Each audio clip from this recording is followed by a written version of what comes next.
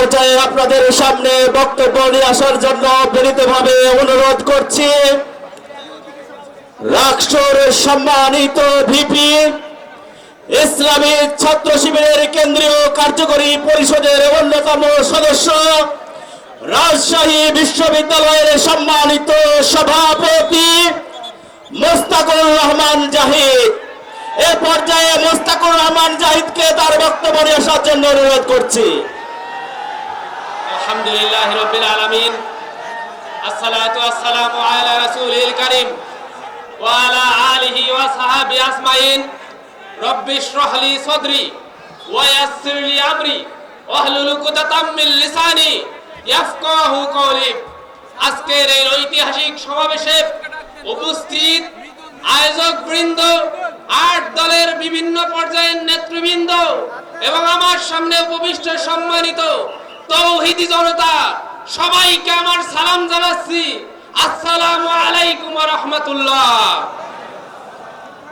আজকের এই সমাবেশ জুলাই সনদ বাস্তবায়নের জন্য হলেও আজকের এই সমাবেশ প্রমাণ করে কাফেরদের যতই জ্বালা পোড়ার কারণ হোক, বাতিল জনশক্তির যতই জ্বালা পোড়ার কারণ হোক, ইসলাম এবং ইসলামকে ভালোবাসার জনশক্তিরা, ইসলাম এবং ইসলামকে ভালোবাসার মানুষেরা যদি এক হয়, তাহলে এই দেশে অবশ্যই ইসলামী বিপ্লব হবে ইনশাআল্লাহ।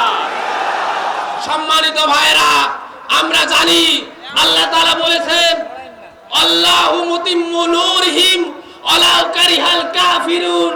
কাফেরদের যতই জ্বালা পোড়ার কারণ হোক, আল্লাহ তার নূরকে অবশ্যই উচ্চকিত করবে ইনশাআল্লাহ। সম্মানিত ভাইরা, আজকে জুলাই সনদ বাস্তবায়নের জন্য আমরা বলি, আমাদেরকে বিভিন্ন রকম আইন দেখানো হয়। তারা তাদের আগের রাজনীতি আর চালাতে পারবে না বলেই জুলাই সনদ বাস্তবায়ন করতে গড়িমসি করে। তারা যদি আমাদের আইন বাস্তবায়ন করতে না দেয়, তারা যদি বিভিন্ন রকম দুনিয়াবি আইন দেখায়, তাহলে আমরা বলবো মোরা মানি নাকি কোনো আইন, মোরা ভরাতরি করি ভরাডুবি, মোরা ভীম ভাসমান মাইন।